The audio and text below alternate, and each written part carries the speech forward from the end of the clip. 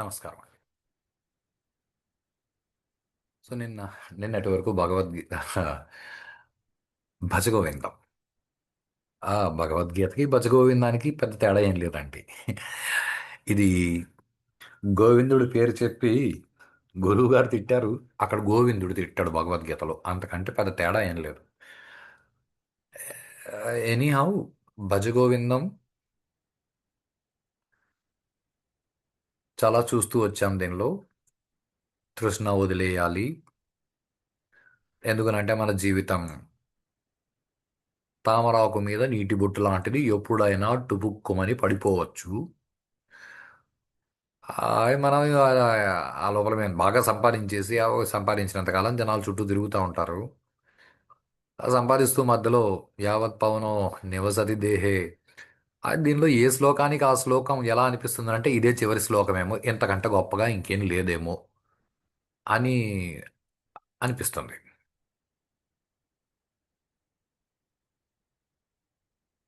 ఆ, ఎందుకనంటే ఇవన్నీ మన అనుభవాలే. మీరు భగవంతుడిని నమ్మండి, భగవంతుడి పాదాలు ఇవన్నీ ఏం లేవు. ఇవన్నీ మన జీవితానికి సంబంధించిన విషయాలు. చిన్నప్పుడు అందరూ ఆడినారు, ఆడుకుంటానే ఉంటారు అంతే. కాస్త వయసులోకి వచ్చిన తర్వాత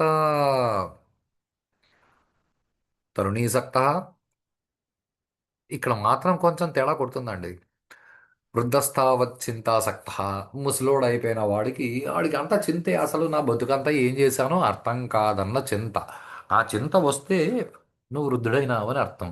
70 80 సంవత్సరాలు వచ్చినా ఇంకా ఊర్లంబడి తిరుగుతూ మేము ఇంకా ఏదో చేస్తామంటే నేను ఇంకా వృద్ధుడు కాలేదు అని నువ్వు అనుకుంటే ఏం కాదండి. అనుకుంటే అది నువ్వు అనుకున్నావు, గాలి అనుకోలేదు. ఏదో ఒక రోజు గాలి గతవతి వాయో దేహపాయే. ఆ రోజు మనం ఏడవమండి, మన చుట్టుపక్కల ఉన్న వాళ్ళు ఏడుస్తారు. నాలాంటి వాళ్ళు అయితే తిట్టుకుంటారు. ఎంత వయసు వచ్చిన తర్వాత కూడా నేను ఇంకా ఏదో సాధిస్తా, నేను ఇంకా ఏదో సంపాదిస్తా, ఈ లోకంలో నేను ఏందెందో చేస్తా. నిజంగా ఈ లోకంలో చేయడానికి ఏం లేదు. ఆ, నిజంగానే అందరికీ చాలా పెద్ద సందేహాలు వస్తాయి ఇవి. అంటే లోకంలో ఇంత టెక్నాలజీ పెరిగి మనుషులు ఇన్ని క్రియేట్ చేసుకుని నిజంగానే మనుషులు ఏమీ క్రియేట్ చేసుకోలేదండి. అది ఒక్కొక్కసారి ఆ, బాధేస్తుంది, ఒక్కొక్కసారి కోపం వస్తుంది. ఎందుకంటే మనల్ని మనం అలా తయారు చేసి పెట్టుకున్నాం. మనం ప్రకృతికి అనుకూలంగా ఒక్కరు కూడా బతకట్లేదండి. నిజం. ఒక 50 సంవత్సరాల ముందు పొద్దున్న నిద్ర లేచి ప్రతి ఒక్కరూ మేము అలా బయటికి వెళ్ళొస్తామని వెళ్ళొచ్చేవాళ్ళండి. ఎందుకు వెళ్తారో అందరికీ తెలుసు. మలమూత్ర విసర్జన. ఎందుకంటే ఆ రోజు అందరూ కుటుంబాలు కలిసి ఉండేటివి. కలిసి ఉన్న కుటుంబంలో అందరూ లేస్తారు. ఆ, పొద్దున్న నిద్ర లేచి ఏదో వేపల్ల నోట్లో పెట్టుకొని అలా వెళ్ళి తిరిగేసి వస్తారు. ఆ, కుటుంబాలంతా కలిసి ఉండేటివి. సే అటాచ్డ్ ఫ్యామిలీస్, డిటాచ్డ్ టాయిలెట్స్. ఇప్పుడు అటాచ్డ్ టాయిలెట్స్, డిటాచ్డ్ ఫ్యామిలీస్. అప్పుడు మనం ప్రకృతిలో వదిలేసేవాళ్ళం మనకు అవసరం లేనిది. ఇప్పుడు మనం ఇంట్లో ఎత్తి పెట్టుకుంటున్నాం, కింద ట్యాంకులు కట్టుకొని. నిజమండి. ప్రపంచంలో ఒక మనిషి తప్ప ప్రతి జీవి, ఒక చెట్టు, దాని నుంచి ఆకులు రాలితే దాని కిందే పడతాయి. ఆ కింద పడిన ప్రతి ఆకు కుళ్ళి మట్టిలో కలిసిపోయి మళ్ళీ అదే చెట్టు ఆ, ఆ సారం మొత్తాన్ని గ్రహించి చెట్టు ఇంకా ఎదుగుతుంది. ఇది దయచేసి మీరు ప్రకృతిని కాపాడండి అని నేను అడగట్లేదు. ఇది చాలా జాగ్రత్తగా ఆలోచించండి. ప్రపంచంలో ప్రతి చెట్టు నుంచి రాలిన ప్రతి ఆకు ఎవ్వరు ఎత్తిపెట్టుకోవట్లేరు. ఆకులు భూమిలో కలిసిపోతాయి కుళ్ళి. ఆ కలిసినవి మళ్ళీ సారంగా మారి ఆ చెట్టు వేర్లే పీల్చు అంటే చెట్టు తనని తాను ఎదగడానికి తన చుట్టూ తనే ఆకులు రాల్చుకుంటు. మీరేం రాల్చుకుంటున్నారండి? నేనేం రాల్చుకుంటున్నాను? నాది ఒక పెద్ద ప్రశ్న. నేనేం రాల్చట్లేదండి. ప్రపంచంలో ప్రతి జంతువు, ఏ జంతువులు టాయిలెట్ కట్టుకొని ఇళ్లలో ఉండవండి. భూమి మీద వదిలేస్తూ పోతూ ఉంటాయి. భూమి సారవంతం అవుతూ ఉంటుంది. అయితే సైక్లింగ్, మనుషులు ప్రకృతిలో చెట్లను కొట్టేసి చెట్లు బతకడానికి అనుకూలంగా లేకుండా ఆ, చాలా అనుకుంటానండి. ఎందుకంటే మనం ఎక్కువ ఆలోచించే పని లేదు. ఎందుకంటే మిగతా అన్ని ఆలోచనలు ఆటోమేటిక్గా అందరికీ వచ్చేస్తాయి. ఇంత జరిగిన తర్వాత కూడా మేమేదో ప్రకృతిని కాపాడుతాం. ఆ, చెట్లు కొట్టేసి దానితో పేపర్లు తయారు చేసి దాని మీద సేవ్ ట్రీస్ అని రాసి ప్లకార్డులు పట్టుకొని మనం ధర్నాలు చేస్తామే తప్ప ఎవరు చెట్లని కాపాడుకోరండి. ఆ చెట్లు పెరిగితే వర్షాలు వస్తాయి అని ఈ మధ్య కాలంలో ఇది ఒక ఫ్యాషన్ అయిందండి. ఆ ముందు రోజుల్లో పూల గుచ్చాలు ఇచ్చేవాళ్ళంట, బొకే, ఫ్లవర్ బొకే. ఎవరైనా విఐపి వస్తే చాలా ఉత్తమమైన పని అండి, మంచిది. ఫ్లవర్ బొకే ఇవ్వండి, నష్టమేం లేదు. అంటే మేము పద్ధతులు మార్చుకుంటాము, మేము మొక్కలు ఇస్తాం. ఆ మొక్కలు పెంచుతారా? మొక్కలు పెంచితే వర్షాలు పడతాయని సైన్స్ చెప్పిందా? వర్షం పడాలి అంటే మొక్క ఎంత పెద్ద కావాలండి? నువ్వు యాన వాడికి ఇచ్చేది ఏ రావి చెట్టు, ఏ మర్రి చెట్టు ఇస్తున్నావా? బోడి రోజా చెట్టు ఇస్తావు. రోజా చెట్లతో వర్షాలు పడతాయా? రోజా చెట్లు ఆ, ఇది భూమి నుంచి మూరడు పెరిగేటివి. మ్యాక్సిమం ఓ 10 సంవత్సరాలు దాన్ని అలాగే వదిలేస్తే ఓ బారెడు పెరుగుతుందేమో. ఆ చెట్టు మేఘాలని ఆకర్షిస్తుందా? నాకైతే ఇవి పెద్ద సందేహాలండి. ఎందుకునంటే వర్షం పడాలి అంటే కానుగ చెట్లు ఉండాలి, రావి చెట్లు ఉండాలి, మర్రి చెట్లు ఉండాలి, పెద్ద పెద్ద చెట్లు ఉండాలి, ఇంటి చుట్టుపక్కలంతా చెట్లు ఉండాలి, టెంకాయ చెట్లు ఉండాలి. ఈ వాస్తు ఇదొకటి గోపది వచ్చింది అంటే ఇంట్లో ఈ పక్కన ఆ, అరటి చెట్టు, టెంకాయ చెట్టు ఉంటే, ఆ టెంకాయ చెట్టు ఉంటే నీళ్లు లాగేస్తా. అవును, నీళ్లు లాగేస్తుంది. దాని నుంచి నీళ్లు నువ్వు తాగుతావు కదా. ఎంత దూరం ఉన్నా అది లాగేస్తుంది. దాని లక్షణం అది చూపిస్తుంది. నువ్వు డబ్బులు లాగేస్తుండే ప్రపంచంలో ఆ పక్కింటోళ్ళ నుంచి, ఎదిరింటోళ్ళ నుంచి, ఊర్లో అందరి నుంచి. లేదండి, మేము చాలా నిజాయితీ పరులని ఎవరు అనొద్దండి. అందరూ అంతే, ఎవరి జీవన వ్యాపారం వాళ్ళు చేసుకుంటున్నారు. ఖచ్చితంగా చెప్పాలి అంటే ప్రతి ఒక్కరికి టార్గెట్ ఇదేనండి. ఎంతకంటే వేరే టార్గెట్లు ఏం లేవు. జరిగేది అదే. ఎలాన్ మస్క్ అయినా అంతే, ట్రంప్ అయినా అంతే, ఎవరైనా అంతే. బాగా డబ్బులు ఉంటే నిదానంగా ఏం పోతారు, ఎక్కువ రోజులు బతుకుతారు, ఇట్లాంటివి ఏం లేవండి. టైం అయిపోతే అందరూ పోవాల్సిందే. అదే అదే చెప్పుకున్నాం, జగత్ జయతే గచ్చతే, ఇది జగత్. దీనిలోకి మనం వస్తూ పోతూ ఉంటాం. సరే, అయి వస్తూ పోతున్న దానిలో ఏదో ఈ జన్మలో ఈవిడ నా భార్య, ఈ జన్మలో ఇతను నా భర్త, వీళ్ళు నా పుత్రులు, అవి ఓకే బాగానే ఉంది. ముందు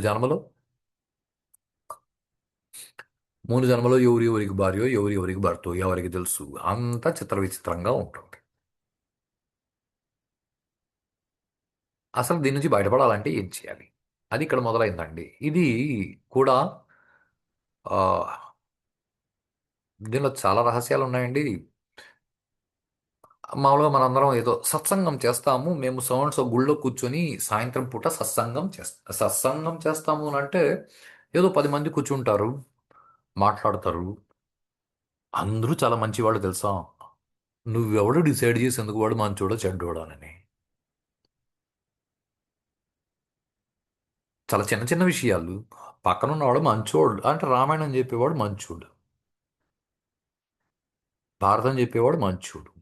భారతంలో ద్రౌపది నవ్విందని చెప్పేవాడు, దుర్యోధనుడు పడిపోతే ద్రౌపది నవ్విందని చెప్పేవాడు మంచోడా చెడ్డోడా? అంటే అసలు భారతం మాట్లాడకుండా 24 గంటలు డబ్బు సంపాదన మీద ఉన్నవాడు కొంచెం బెటర్. మేము భారతం గురించి అప్పుడు ద్రౌపది నవ్వకుండా ఉండుంటే వీళ్ళకంటే భారతం గురించి మాట్లాడని వాళ్ళే చాలా ఉత్తమమైన వాళ్ళని నా నా ఒపీనియన్. అని ఎందుకు అనాలండి? ఇది కరెక్ట్ ఒపీనియన్ అండి. నా ఒపీనియన్ కాదు, నేను కూడా దాన్నే ఒప్పుకుంటాను. ఇన్ని సత్సంగాలు కాదండి. ఏదో మాకు అక్కడ సత్సంగం ఉంది, రోజు మేము పోయి కలిసి కూర్చుని ఆ, ఏదో గుడికి వెళ్ళినప్పుడు ఇప్పుడు చాలా మంది గుళ్ళకి వెళ్తూ ఉంటారు కదండి.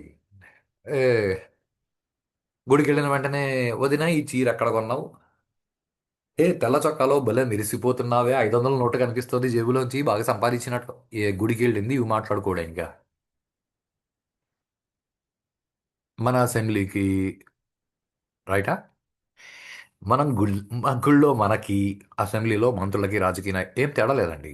అక్కడ వాళ్ళు ప్రజల కోసం నిష్పక్షపాతంగా అని ప్రతిజ్ఞ చేసి ఎవరి కోసం వాళ్ళు పని చేసుకుంటారు. ఇక్కడ మీరు కూడా గుడికి అని పోయి మీరు కూడా ఎవరి జేబుల్లో ఎంత డబ్బులు ఉన్నాయని చూస్తారు. ఇవన్నీ సత్సంగాలు కావండి. సత్సంగమునంటే నిష్కర్షగా ఏకలవ్యుడు తప్పుడోడు. ఆడు తప్పుడోడు కాబట్టి ఆడు తప్పుగా బిహేవ్ చేసినాడు కాబట్టి ద్రోణుడు నువ్వు బాణం వేయకూడదు. నా పర్మిషన్ లేకుండా నా విగ్రహం పెట్టుకొని నువ్వు నేర్చుకున్నావు అంటే నన్ను చూసి నేర్చుకున్నావు. విగ్రహాన్ని పెట్టుకుంటే నన్ను పెట్టుకున్నట్లే. కాబట్టి నువ్వు బాణం వేయకూడదు అంటే ఏకలవ్యుడు నిర్మోహమాటంగా బొటనేలు ఉంటే నేను బాణాలు వేస్తాను అని బొటనేలు కట్ చేసి ఇచ్చినాడు. తక్కువైనోడేం కాదు. ఆ తర్వాత ఎడం చేతితో బాణాలు వేయడం మొదలుపెట్టినాడు. అసలు తక్కువైనోడు కాదు. కృష్ణుడి మీద చాలాసార్లు దండయాత్రకు పోయినాడు జరాసంధుడితో పాటు. కనీసం 13-14 సార్లు కృష్ణుడిని చంపేందుకు పోయినాడు ఈ ఏకలవ్యుడు. ఏ పెద్ద తేడా ఏం లేదండి. ఆడు కూడా శ్రీకృష్ణుడికి బావమరిదే. వాళ్ళ మేనత్త కొడుకు. కాబట్టి లాజిక్లు మాట్లాడే వాళ్ళ దగ్గర కూర్చొని లాజిక్లు ఆలోచించడం కాదండి, ఉన్నది ఉన్నట్లు పట్టుకోవాలి. ఇప్పుడు దీన్ని గృహస్థు దీన్ని అర్థం చేసుకోవాలి. దీన్ని అర్థం చేసుకుంటారు. దీనికి డెఫినేషన్లు కరెక్ట్గా ఇచ్చుకోండి. సత్సంగత్వే అంటే సత్పదార్థం గురించి మాట్లాడే వాళ్ళతో నువ్వు కలిసి తిరుగు. అలా వాళ్ళతో కలిసి తిరుగుతుంటే అంటే చాలా ఖచ్చితంగా చెప్తానండి.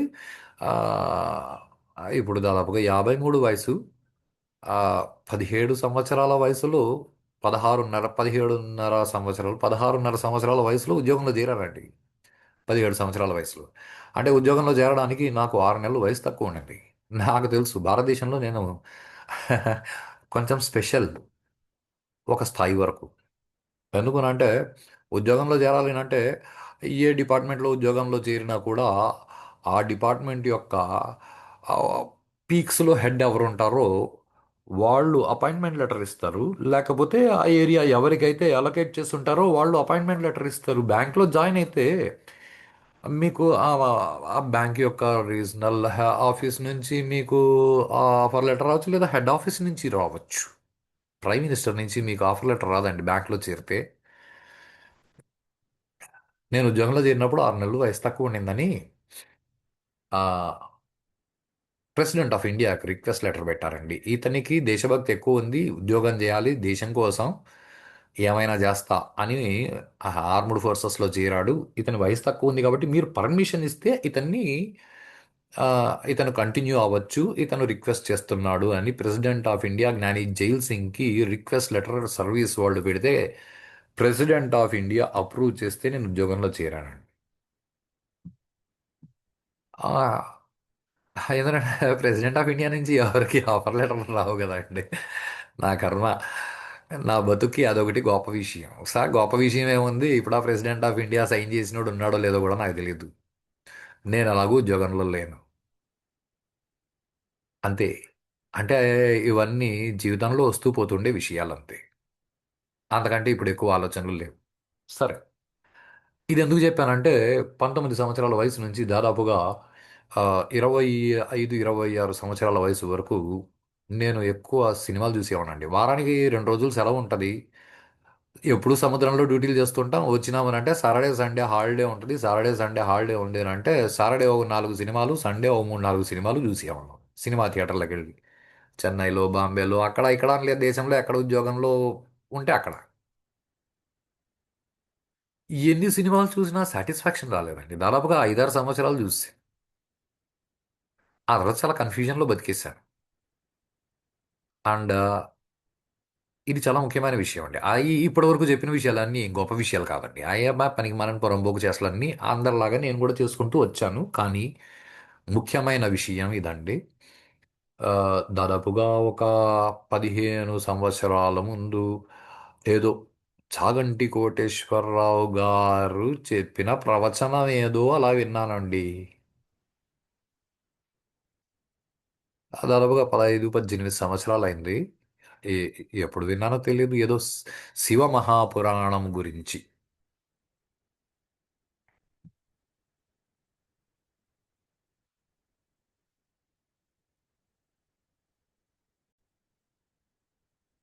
క్షమించండి. మధ్యలో కరెంట్ పోయింది. నెట్ డిస్కనెక్ట్ అయిపోయింది. సో ఎప్పుడైతే చాగంటి కోటేశ్వరరావు గారి ప్రవచనం శివమహాపురాణం దాదాపుగా 100 ఫైల్స్ అండి.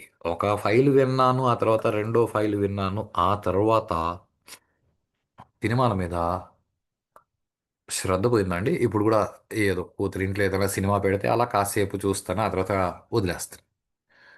కానీ ప్రవచనం విన్న ప్రవచనమే అయి ఉండొచ్చు. చాగంటి కోటేశ్వరరావు గారిది కావచ్చు, సామవేద షణ్ముఖ శర్మ గారిది కావచ్చు, ఏదైనా కావచ్చు. అది వింటుంటే ఇంకా ఇంకా కాసేపు వినాలనిపిస్తుంది. ఇదండి సత్సంగం అంటే. సత్సంగం అంటే ఏదో కూర్చొని రోజు సాయంత్రం మేము కాసేపు ఆ, సత్సంగం చేస్తామండి. కూర్చొని ఏదో మనకు సంబంధం లేని విషయాలన్నీ మాట్లాడుకోవడం సత్సంగం కాదు. మనకు సంబంధించిన విషయాలు, మనల్ని ఉద్ధరించే విషయాలు మాట్లాడుకోవడం సత్సంగం. అది చేస్తే ఏమవుతుంది అంటే నిస్సంగం అవుతుంది. అంటే పనికి మాలిన విషయాలతో సంగత్వం పోతుంది. మరి నిస్సంగం వస్తే లాభమేమి అంటే మోహం పోతుందండి. ఈ మోహం ఈ మోహం అనే పదాన్ని మనకి స్టార్టింగ్లో చెప్పారండి. తృష్ణ. ఓకే. తృష్ణ, మోహం పెరుగుతుంది. మోహాన్ని అదుపులో పెట్టు. ఇప్పుడు మోహాన్ని అదుపులో ఎలా పెట్టాలి అని అంటే నిస్సంగంగా ఉంటే మోహం తగ్గుతుంది. నిస్సంగంగా ఉండాలి అని అంటే నీ మనసు ఏమీ ఆలోచించకుండా గమ్మున ఉంటుంది అంటే కుదరదు. కాబట్టి నువ్వు సత్సంగం పెట్టుకో. సత్సంగం అంటే సత్పదార్థం గురించి ఎవరైతే డిస్కషన్లు చేస్తారో వాళ్ళతో కలిసి కూర్చొని డిస్కషన్లు చేయి. ఏదో రామాయణంలో రాముడి గురించి చెప్తున్నారు, కూర్చొని విను. మహాభారతంలో కృష్ణ భగవానుడి గురించి చెప్తున్నారు, ధర్మరాజు గురించి చెప్తున్నారు, విదురుడు గురించి చెప్తున్నారు, కూర్చో విను. అది వింటే వాళ్ళ అది చెప్పేవాడికి వచ్చేదేం లేదు, వినేవాడు నీకే లాభం. అలా కాకుండా ప్రభాస్ సినిమా 500 కోట్లు వచ్చింది, ఎవరికి కావాలి? ఆ జూనియర్ ఎన్టీఆర్ స్టెప్పులు భలే, ఎవరికి కావాలి? తగ్గేదేలా. ఓ తగ్గొద్దు. ఇవన్నీ ఎవరికి అవసరం లేదండి. ట్రెండ్ కొద్ది రోజులు అలా ఉంటే కొద్ది రోజుల తర్వాత మాయమైపోతాయి. సరే, మోహం లేకపోతే ఓకే, నాకు లాభమేమి? మోహం లేకపోతే నాకు లాభమేమి అంటే నిర్మోహత్వే నిశ్చలతత్వం. అంటే నీ మనసు నిశ్చలంగా ఉంటుంది. నీ మనసు నిశ్చలంగా ఉంటే అది జీవన్ముక్తికి దారి తీస్తుంది. ఇది మనలాంటి అందరికీ చెప్పిన గైడెన్స్ అండి. ఇప్పుడు ఇది నివృత్తి మార్గంలో ఉన్న వాళ్ళకి, అంటే సన్యాసము స్వీకరించి సన్యాస సాధన చేస్తూ ఇంక నాకు ప్రపంచంలో విషయాలు అవసరం లేదనుకున్న వాళ్ళకి కూడా ఇదే పనికొస్తుంది. కాకపోతే ఇది వాళ్ళు ఇంకోలా అర్థం చేసుకుంటారండి. ఇప్పుడు చాలా జాగ్రత్తగా ఈ పదాన్ని పట్టుకోవడానికి ట్రై చేయండి. ఆ, ఇంతకుముందు ఎక్కడో కూడా మనకి ఈ పదం వచ్చిందండి ఇక్కడ. ఆ, ఆ, పరమే బ్రహ్మణి కోపినాసక్త. అసలు పరబ్రహ్మము గురించి ఎవరికి ఆసక్తి రాలేదు. తెచ్చుకుందామంటే ఈ వయసులో ఇట్లున్నాం, ఈ వయసులో ఇట్లున్నాం, ఈ వయసులో అసలు ఈ వయసు మనకి ఎప్పటికీ రాదండి. 70 80 వచ్చినా ఆ సినిమా చూడాలి, అది తినాలి, ఇది తినాలి తప్ప మేము ఏ ఏజ్ ఈజ్ ఏ కౌంట్. వయసు అది ఒక నంబర్ అంతే. ఎప్పటి వరకు? గతవతి వాయువు వరకు ఏజ్ ఒక నంబర్ అంతే. గతవతి వాయువు నువ్వు వృద్ధుడైనాక వస్తుందని గ్యారంటీ లేదు. బాలావస్థలో కూడా గతవతి వాయువు జరగవచ్చు. మీ కళ్ళ ముందర చాలా జరుగుతున్నాయి కదా, గమనించండి. సో ఆ పరబ్రహ్మణి ఏదైతే ఉందో అది సత్పదార్థము. ఇప్పుడు ఆ పరబ్రహ్మణి అన్నింటిగా మారింది అంటే నువ్వుగా కూడా ఉండేది పరబ్రహ్మమే. సో సత్పద సే సన్యాసి సన్యాసి సత్సంగత్వే అంటే సత్పదార్థమునందు మాత్రమే సంగము పెట్టుకొని, అంటే ఈ శరీరము ఈ శరీరం లోపల నేనని కొట్టుకుంటున్న జీవుడు, అంటే జాగ్రత్త అవస్థలో ఉన్నప్పుడు నేనని అహంభావము ఉంటుంది.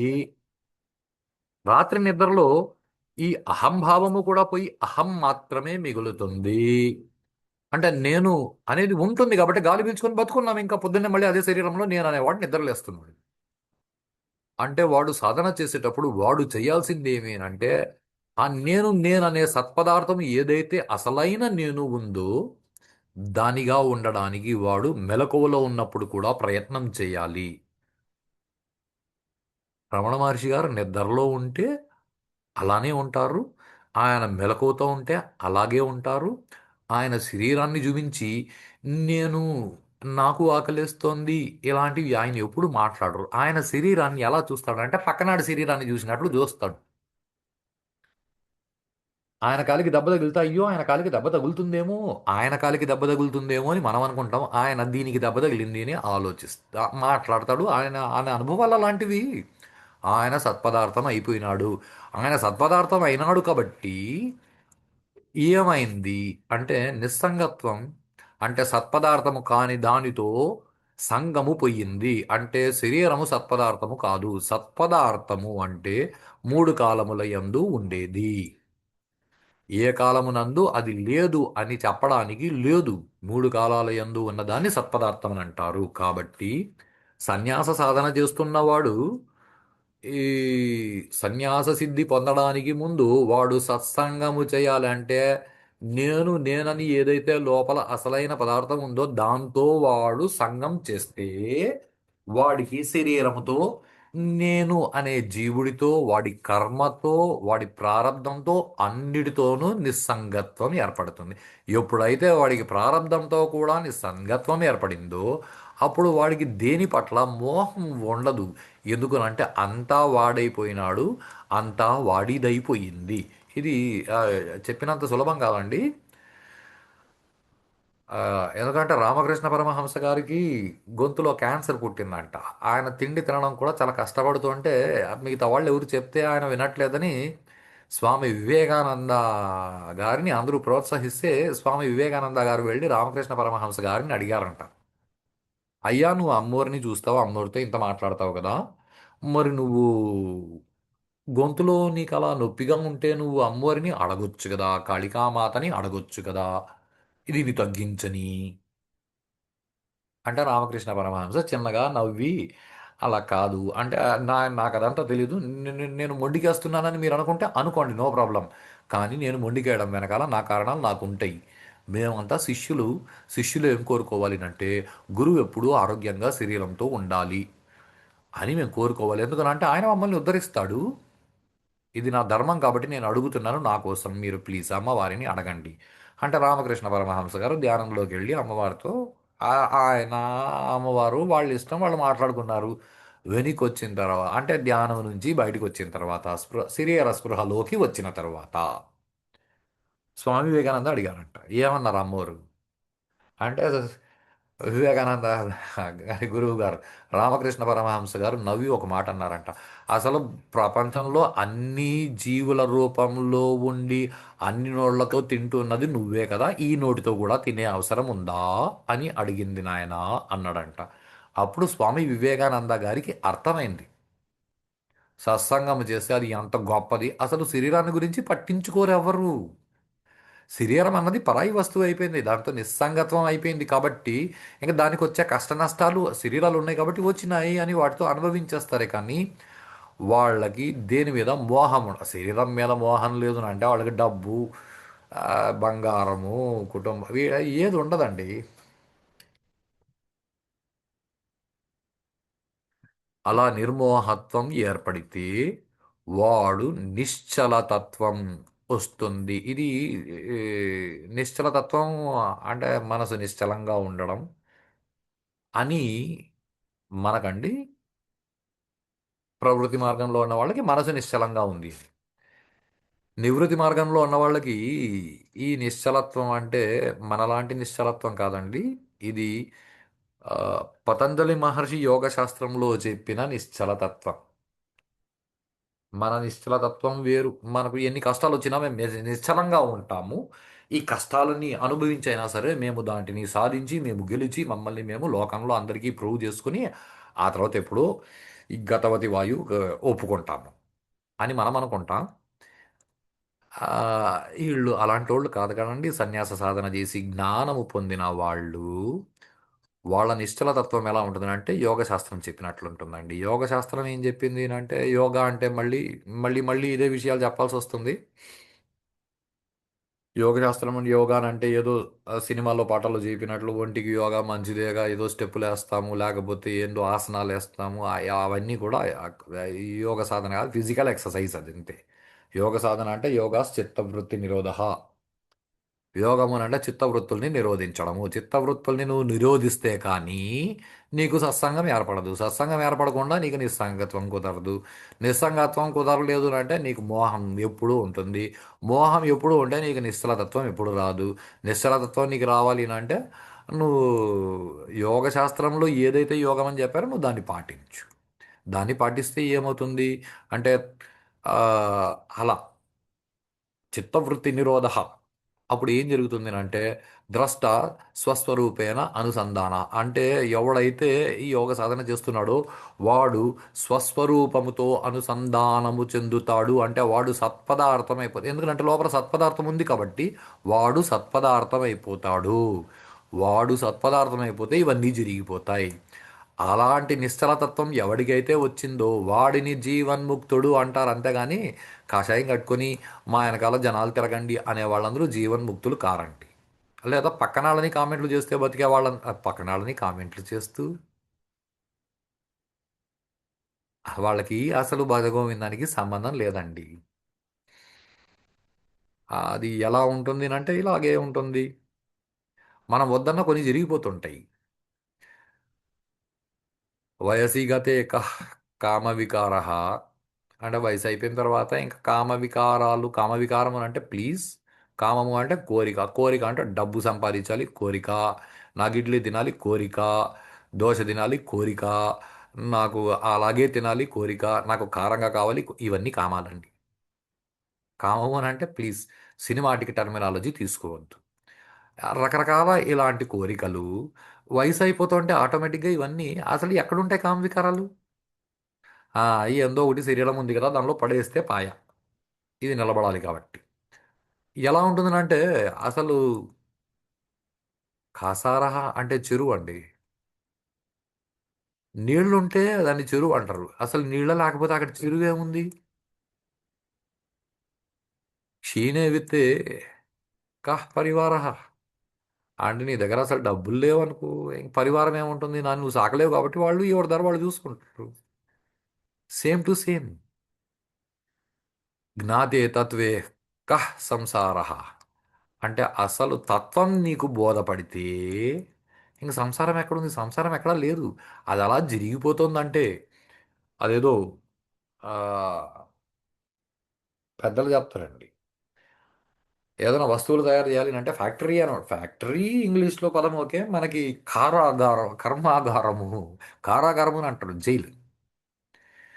జైలుని తెలుగులో కారాగారము అని అంటారు. అలాగే ఈ ప్రకృతి కారాగారం లాగా ఒక కర్మాగారం. ఎవరి పనులు చేసుకుపోతున్నారండి. పని లేనోళ్ళే పక్కన వాళ్ళ పనులను పట్టుకొని కామెంట్లు చేస్తూ ఉంటారు.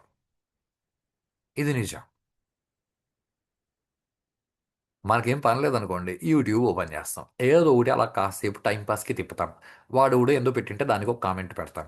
దానికి వేరే ఎవడైనా కామెంట్ పెట్టుంటే దానికి ఒక కామెంట్ పెడతాం. ఈ రాజకీయానికి సంబంధించిన వాళ్ళు లేకపోతే సినిమాలకు సంబంధించిన వాళ్ళు ఈ క్రికెట్లు ఈ ఈ సెలబ్రిటీస్ అందరి బతుకులు ఇంతేనండి.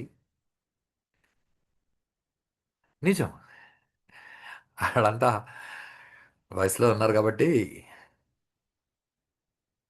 మాకు ఫ్యాన్ ఫాలోయింగ్ కావాలనుకుంటారు. ఫ్యాన్ ఫాలోయింగ్ ఉన్నంత కాలం ఉంటారు. ఇప్పుడు కపిల్ దేవ్ పోస్ట్ చేస్తే చూసేవాళ్ళు లేరండి. గవాస్కర్ పోస్ట్ చేయడు ఎందుకంటే ఎవరు చూడరు. విరాట్ కోహ్లీ పోస్ట్ చేస్తాడు ఎందుకంటే ఓ పోస్ట్ చేస్తే వాడికి కోట్లు 2 కోట్లు 3 కోట్లు 5 కోట్లు ఇస్తాయి కాబట్టి. వాడికి వయసు అయిపోయి వాడు కూడా కపిల్ దేవ్ లాగా తెల్ల జుట్టు వేసుకుని గవస్కర్ లాగా తెల్ల జుట్టు వేసుకుని వచ్చాడు అనుకోండి. అప్పుడు వాడు కూడా ఏం చేయడండి. ఎందుకు చేయడు అంటే కోరికలు చచ్చిపోతాయండి. ఏం చేస్తాంలే అని. ఇలాగే ఉంటుంది జీవితం. ఈ జ్ఞానం సంపాదించామనుకోండి అప్పుడు మనం డబ్బు సంపాదిస్తామండి. ఇది చాలా జాగ్రత్తగా గమనించండి. ఈ విషయాలు మనకు అర్థమైతే అంటే ఇవన్నీ ఉన్న విషయాలు. వయసులో ఉన్నోడికి పెద్ద ప్రాబ్లం ఏమంటే age is just a count అని సినీ యాక్టర్ రజనీకాంత్ 70 సంవత్సరాల వయసులో చెప్పినాడు కాబట్టి నాకు 17 18 కాబట్టి ఇది జస్ట్ కౌంట్ అంతే అని పనికిమాలిన పనులన్నీ చేయడం మొదలు పెడతారండి. అవి ఓకే, అవన్నీ మోటివేషనల్ కోట్స్, మంచిది. 70 80 వచ్చిన తర్వాత కూడా నేను ఇంకా ఏదో చేస్తాను ఏదో సంపాదిస్తాను అంటే ఆడు సంసారంలో పడి కొట్టుకు తెస్తున్నాడని అర్థం. ఎందుకంటే వాడు విషయాలు ఒప్పుకోలేదు, వాడికి అవి తెలియవు. సో తత్వం తెలిసిన వాడికి సంసారం ఉండదు. ఇప్పుడు తత్వం తెలిసిన వాడు తన భార్యని వదిలేయడు, తన పిల్లల్ని వదిలేయడు. తన భార్యని భార్యలాగా చూసుకుంటాడు. తన భార్యలో కూడా జీవుడున్నాడు కాబట్టి తన భార్య తాను అనుభవించాల్సిన ప్రారంధం అనుభవించడానికి వీడు అనుకూలతలు కల్పిస్తాడు. తన బిడ్డ, ఆ బిడ్డ ఆ ఇంట్లో ఎందుకు పుట్టిందో, ఏదో అనుభవించడానికి పుట్టింది. ప్రారంధం పుణ్యమో పాపమో ఏదో ఒకటి అది అనుభవించడానికి కావలసిన అనుకూలాలు వీడు కల్పిస్తాడు. ఎప్పుడు? జ్ఞాతే తత్వే. వాడికి సంసారం ఉన్నా సంసారం లేనట్లే. ఎందుకనంటే ఈ సంసారం అంతా వాడికి సత్పదార్థము తప్ప ఇంకేదీ లేదు. పచ్చిగా చెప్తే పెండ్లాంలో పెండ్లాంని చూడకుండా ఒక జీవుణ్ణి చూసేవాడు. ఇలా చూసేవాళ్ళు భారతదేశంలో అందరూ ఇలాగే చూసేవాళ్ళండి. ఎక్కడో ఆ, ఊరు మొత్తానికి ఒక 10 గురుకులాలు ఉంటే 10 గురుకులాల్లో ఏదో ఒక గురుకులంలో వాడు మాత్రమే డ్రుక్కొన్కరణే చేసేవాడు. అలాంటి వాడి కోసం ఆదిశంకర భగవత్పాదాచార్యులు ఇంత పెద్ద భజగోవిందం 20 25 శ్లోకాలు ఇచ్చారు. ఒరే, అలా కాదురా, డ్రుక్కొన్కరణే కాదురా. ఇప్పుడు నా కర్మ ప్రపంచంలో అందరూ డ్రుక్కొన్కరణే చేసేవాళ్ళే. కాస్త ఓపిగ్గా ఆలోచించండి. ఏమైనా మాట్లాడితే ఇది కలియుగం అండి. ఇది కలియుగం కాదండి. మీరు కలికి లొంగిపోయారు కాబట్టి మీరు ఒప్పుకోరు. నేను కూడా కలికి లొంగిపోయాను కాబట్టి నేను కూడా ఒక్కొక్కసారి ఒప్పుకోవట్లేదు. ఎందుకు ఇలా మారాలి కదా జనాలు అని అనుకుంటాను. ఆ తర్వాత నాకు అనిపించింది, జనాలు ఎక్కడున్నారు? ఎవరి పనులాలు చేసుకెళ్తున్నారు. నా పనేమి? ఏదో నాకు తెలిసిన బుద్ధిని యూట్యూబ్లో అలా పడేయి. చూస్తే చూస్తారు, లేకపోతే లేదు. అంతకంటే ఎక్కువ నేను ఆలోచించకూడదండి. అంతకంటే ఎక్కువ నేను ఆలోచిస్తే నేను మీకు ఏది చెప్పలేనండి. ఇప్పుడు అలా చెయ్యాలి అంటే వాడు ఇంకా కొన్ని విషయాలు గుర్తుపెట్టుకోవాలి. ఏం గుర్తుపెట్టుకోవాలి అనంటే, ఇది అందరూ సినిమాల్లో ఇచ్చే కొటేషన్స్, మనం పెద్దోళ్ళు అనుకున్న వాళ్ళందరూ ఇచ్చే కొటేషన్స్, కానీ పెద్దోళ్ళందరూ దీన్నే ఫాలో అవుతారండి. మా కురు, మా అంటే చెయ్యొద్దు అని అర్థం. కురు అంటే చేయడం. మా కురు ధన జన యౌవన గర్వం. నాకేం బా డబ్బులున్నాయి అని అనుకోవద్దు. ఆ, జన నాకేం చుట్టూ జనాలు ఉన్నారు అని అనుకోవద్దు. యవ్వన, నాకు ఎంత బలం ఉందంటే యూట్యూబ్లో చూడండి. Old body builders current status. ఒకప్పుడు 150 కేజీలు ఎత్తుతాం. మాకు అసలు శరీరంలో చెయ్యి అలా వాడు పిడికిలు బిగిస్తే వాడు ఆ పిడికిల దగ్గర నుంచి వాడి భుజం వరకు నరాలు పైకి తేలి కండలు కండలుగా. అబ్బో, కాలు అలా నిలబడి కాలు అలా వంచితే కాలు మీద కండరాలు అదేదో చెప్తారే, ఆ, భోజనానికి కూర్చున్నప్పుడు లెగ్ పీస్ వచ్చింది అలా లెగ్ పీసులు కండలు ఇప్పుడు నడవలేని పరిస్థితిలో ఉన్నారండి. ఆ వయసులో ఉన్నప్పుడు యవ్వన గర్వం, వయసు అయిపోయిన తర్వాత అన్నీ పోతాయండి. ఏది గతవతి వాయువు వరకు మనం ఇవి చేస్తా ఉంటాము, ఇవన్నీ చెయ్యొద్దురా అని ఈ అక్షరాన్ని ముందరేసి చెప్పారు గురువుగారు. ఎందుకనంటే హరతి నిమేషాత్ కాలాత్ సర్వం. అసలు కాలంలో ఇవన్నీ ఎప్పుడైనా వెళ్ళిపోవచ్చు. అది వెళ్ళిపోవడం మొదలు పెట్టిందనుకో, దానికేం పెద్ద గంటలు రోజులు అవసరంలే. వెళ్ళిపోవడం మొదలు పెడితే నిమేషాత్ అంటే ఇక్కడ నిమిషంలో అని అర్థం కాదండి. నిమేష అంటే మనకి లలితా సహస్రనామంలో పేరు వస్తుందండి. ఆ అమ్మవారి పేరు అది ఓ చాలా గొప్ప మంత్రం అది. ఉన్మేష నిమిషోత్పన్న అని. అంటే అలా కళ్ళు అలా మూసి తెరిచే సమయం ఎంతసేపు మామూలుగా కళ్ళు క్లోజ్ చేసి ఓపెన్ చేస్తాం కదా, అలా కళ్ళు మూసి ఉన్నంత సమయాన్ని నిమేషము అని అంటారు మన లెక్కల్లో. దానికి అక్కడ ఇంగ్లీష్లో ఫ్రాక్షన్ ఆఫ్ ఎ సెకండ్, అవన్నీ పనికిమాలిన లెక్కలు మనకు పనికిరావు. సో కళ్ళు మూసి తెరిచే లోపు అన్నీ వెళ్ళిపోతాయండి. అవి వెళ్ళిపోలేదు అని అంటే ఖచ్చితంగా గతవతి వాయువు మనం వెళ్ళిపోతామండి. ఎందుకనంటే చాలా సంవత్సరాల ముందు ఆ, ఏదో ఏదో విషయంలో ఎవరో ఇన్స్పైర్ అయ్యారు. ఇన్స్పైర్ అయ్యి ఆ, ఆస్తులు పర్మనెంటా, మనుషులు పర్మనెంట్ కదా, ఆ, ఆలోచిస్తూ ఉండేవాళ్ళు. ఒకరోజు అతను వచ్చి నన్ను అడిగాడు, గురువు గారు నాకు ఒక పెద్ద సందేహం వచ్చింది అని. ఏమబ్బా, ఏం లేదు, ఆస్తులు పర్మనెంటా, మనుషులు కదా పర్మనెంట్ అని అన్నారు. అవును కదా అని నేను అనుకున్నాను. మా నాయన ఒక ఇల్లు కట్టినాడు. ఆ,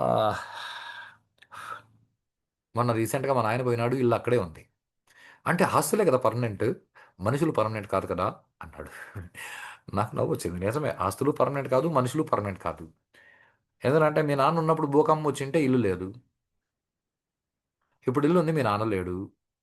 ఇప్పుడు ఆ ఇల్లు నాది నువ్వు అనుకుంటున్నావు. ఏమో రేపొద్దున్నే ఆ ఇల్లు నువ్వు అమ్మేయచ్చు, లేకపోతే భూకంపం వచ్చి ఇల్లు కూలిపోవచ్చు, నువ్వు ఉండొచ్చు. ఇవన్నీ ప్రపంచంలోని విషయాలండి. మనం వాటిని పట్టుకొని మనం ఏదో చేసి నేను డిమారలైజ్ చేయట్లేదండి. మీరేం చెయ్యొద్దు, ఆ, ఏం చేయకుండా కామ్గా కూర్చొని ఉండండి, మీకు అందరూ అన్నీ తెచ్చిస్తారు కాదు. ఎవరికి వాళ్ళు పనులు చేసుకోవాలా, సంపాదించాలా, పద్ధతి ప్రకారం బతకాలా. బతికినంత కాలం గుర్తు పెట్టుకొని బతకాలి. ఈ గుర్తు పెట్టుకొని బతికితే వాడు హాయిగా బతుకుతాడు. ఇది మర్చిపోయి బతికితే మోహంలో కొట్టుకు చేస్తాడు. మాయా మాయామిదం అఖిలం త్వా బ్రహ్మపదం త్వం ప్రవిశ విదిత్వ. అసలు ఈ అన్ని నిమిషాల్లో కొట్టుకుపోతాయండి. నిమేషము అంటే కళ్ళు మూసి తెరిచే లోపల పోతా ఉంటాయి.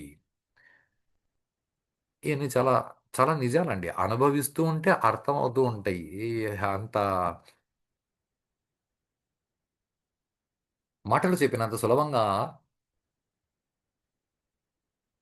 మనం ఒప్పుకోలేమండి. అనుభవాలు వస్తేనే ఒప్పుకుంటాం కాబట్టి అనుభవాల కోసం వేచి చూడటం. అంటే పోగొట్టుకునేందుకు అనుభవాలు తెచ్చుకోవాలని మీరు చెప్తున్నారా అని అనొద్దు. దినయామిన్యౌ సాయం ప్రాతః అంటే ఆ రోజు పగలు అయిపోయిందంటే మధ్యాహ్నం, మధ్యాహ్నం అయిపోతే సాయంత్రం వస్తుంది, సాయంత్రం అయిపోతే రాత్రి వస్తుంది, రాత్రి అయింది అంటే మళ్ళీ తెల్లారి కూడా వస్తుంది. అంటే హరతి నిమేషాత్ కాల సర్వం. కళ్ళు మూసి తెరిచే లోపల పోవచ్చు, కళ్ళు మూసి తెరిచే లోపల రావచ్చు కూడా. అంటే ప్లీజ్, కాస్త కాస్త ఏం లేదు, పూర్తిగా న్యూట్రల్గా ఆలోచించండి. దీనిలో positive thinking, negative thinking, half glass water, half glass ఖాళీ అట్లాంటివి ఏం లేవు.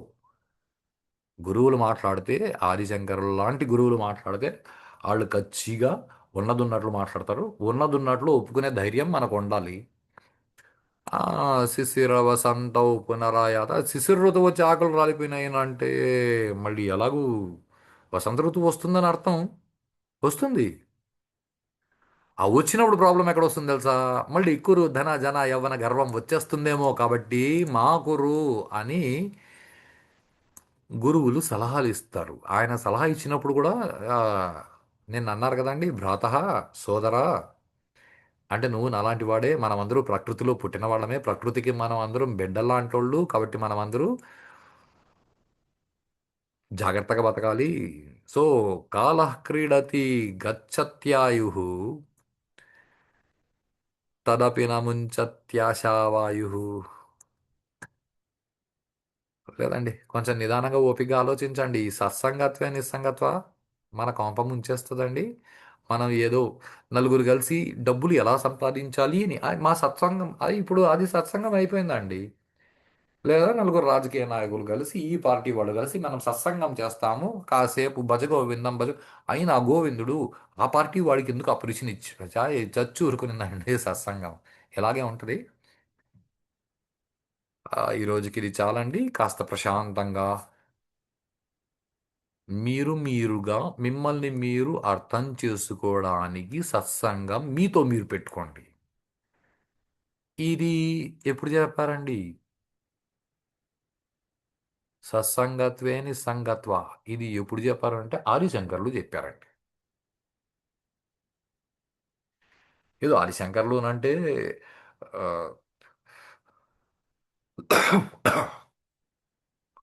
ఓ 2000 సంవత్సరాల ముందండి. బయట ప్రపంచంలో వాళ్ళు రాసిన హిస్టరీని ఫాలో అవ్వద్దు. ఈ పంచాంగంలో కూడా ఆదిశంకర్లు ఆ, వాడోడు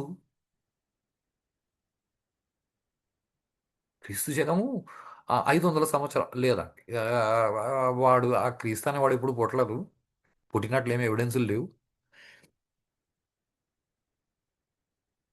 నిజంగానే ఎవరి దగ్గర ఎవిడెన్సులు లేవండి. ఉంటే తీసుకొచ్చి చూపించండి. ఓకే, వాడు పుట్టినాడని ఒప్పుకుంటాం. ఆ తర్వాత మీద యూట్యూబ్లో మీరు చూస్తున్నారు కానీ ఊరికి ఎందుకు అనవసరంగా వారి గురించి కామెంట్లు చేసుకోవాలి. కామెంట్లు చేసేవాళ్ళు దండిగా ఉన్నారు, వాళ్ళు చేసుకుంటున్నారు. మనకు వాళ్ళ అవసరం లేదు. హరిశంకర్ భగవత్పాదాచారులు 2300 సంవత్సరాలు 2400 సంవత్సరాలు ముందు వాళ్ళండి. 2000 సంవత్సరాల కంటే ముందు వాళ్ళే. ఆయన మనకి నాకు చరిత్రతో పెద్ద పని లేదు. లేదు, మీరన్నట్లు అది అనుకుందాం. 1500 సంవత్సరాల ముందు, 1000 సంవత్సరాల ముందు, 1000 సంవత్సరాల ముందే అనుకోండి, నష్టమేం లేదు. అదేదో సినిమాలో ఆయన మహేష్ బాబు గారు చెప్పారు కదా, గన్ ఎవడు పట్టుకున్నాడు ఇంపార్టెంట్ కాదు, బుల్లెట్ దిగిందా లేదా ఇంపార్టెంట్. ఇప్పుడు బుల్లెట్ దించుకోండి. ఆయన ఏమన్నాడు? సత్సంగత్వే అసలు. నీ గురించి నువ్వు ఆలోచించరా, నువ్వే సత్పదార్థానివి, నీతో నువ్వు కలిసుండు. ఇది చాలా ముఖ్యమైన స్టేట్మెంట్.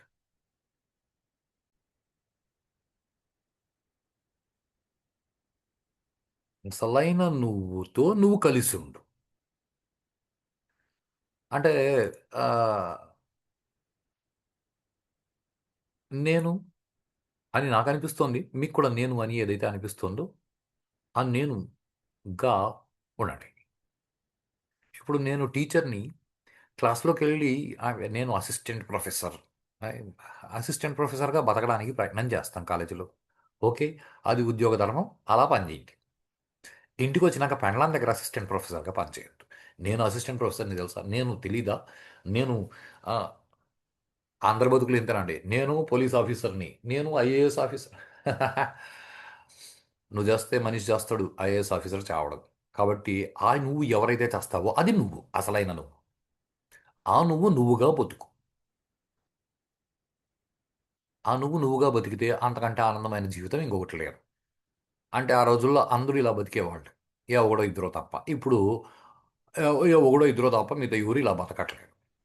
ఇప్పుడు ఈ విషయాన్ని తీసుకొచ్చి ఇప్పుడు లేటెస్ట్గా చెప్తారు. You sit idle, spend some time with you, otherwise you are missing a greatest personality in the world అని ఇంగ్లీష్లో ఇప్పుడు చెప్తే దాన్ని చూసి చప్పట్లు కొట్టేసి అబ్బాయి ఏం మోటివేషనల్ స్పీచో. ఈ మోటివేషనల్ స్పీచ్లు ఇట్లాంటివన్నీ భారతదేశంలో సంస్కృతంలో మిగతా అన్ని భాషల్లో కూడా గురువులు కొన్ని వేల సంవత్సరాల ముందే ఇచ్చినారు. దాన్ని గమనించండి ప్లీజ్. అంతేగాని ఏదో యూట్యూబ్లో ఆ, ఎంత బాగా చెప్పినారు తెలుసా, you are the best person, sit idle and spend some time with you, otherwise you are missing a good person, greatest person in the world. అక్కడ చెప్పింది అదే సత్సంగత్వే. ఒక చిన్న పదంలో చెప్పేసినారు, అంత పెద్ద సెంటెన్స్ అండి. కాబట్టి ప్లీజ్, ఇంగ్లీష్ కొటేషన్లు చూసి మేము చాలా మోటివేట్ అయినాము వదిలేసి ఇలా చిన్న చిన్న పదాలు పట్టుకుని అసలు విషయాలను అర్థం చేసుకోవడానికి ప్రయత్నం చేయండి అని నేను చాలా వినమ్రంగా కోరుతున్నాను. ఎందుకంటే నేను కూడా వీలున్నంత వరకు సత్సంగత్వే, నేనుగా ఉండడానికి సాధన చేస్తున్నాను. కాబట్టి దానిలో కొన్ని కష్టాలు ఉంటాయండి, లోకం ఉండనివ్వదు. ఎందుకంటే మనం లోకంలో పుట్టినాం కదా, లోకాన్ని మనం బుర్రలోకి వేసుకున్నాం. లేదా మనం లోకం బుర్రలోకి వెళ్ళి కూర్చోవడానికి ప్రయత్నం చేస్తున్నాం. ఇదే ఇప్పుడు యూట్యూబ్లో ఇవన్నీ చెప్పి నేను మీ బుర్రలో కూర్చోవడానికి ప్రయత్నం చేసిన, మనం వాళ్ళ బుర్రలో కూర్చుంటే వాళ్ళు అప్పుడప్పుడు వచ్చి మన బుర్రలో కూర్చుంటారు. కాబట్టి సత్సంగం చచ్చిపోతూ ఉంటుంది. చచ్చిపోయింది కాబట్టి మిగతా అందరితో సంగత్వం వచ్చేస్తుంది. అప్పుడు మోహం వస్తుంది. అంటే నేను చెప్పింది కరెక్టే కదా, ఈ ఈ పనికి మాలని రొటీన్ జీవితం అలా జరగకూడదు అంటే ప్లీజ్, ప్లీజ్, బుల్లెట్ దిగిందా లేదా ఇంపార్టెంట్ లాగా. సరే, ఇప్పుడు వాడెవడో కొటేషన్ పెట్టినాడు, you spend some time with you sitting idle, switch off alarm, don't think of anyone, just talk to you. Otherwise you will be missing a best person of the world. దాన్ని follow no problem. అదే సత్సంగం అంటే. అంతకంటే ఇంకేం లేదు. ఇవన్నీ తీసుకెళ్ళి అయ్యి ఇవన్నీ మాకెందుకు అంటే ఇప్పుడు ఇంగ్లీష్లో వాడు చెప్తే మాత్రం అది మాకెందుకు అని నువ్వు అంటావు. నాతో నేనే మాట్లాడుకునేది, నేను ఊర్లో వాళ్ళతో మాట్లాడతానని ఎందుకు అనవు? ఇది మనకొచ్చే ప్రాబ్లం. ఎందుకనంటే మనకి ఏం తెలియదండి. మనం మూఢులు కాబట్టి. ఈ మూఢత్వం నుంచి బయటపడమని మనకి ఆర్యులు అంటే పెద్దలు, జర్మనీ వాళ్ళు బ్రిటిష్ వాళ్ళు కాదు, ఆర్యులు చెప్తారు. అవన్నీ వస్తూ పోతూ ఉంటాయి. హరతి నిమేషాత్ అన్నీ నెగిటివ్గా చెప్పినారు కానీ దీనిలో ఏం లేదు.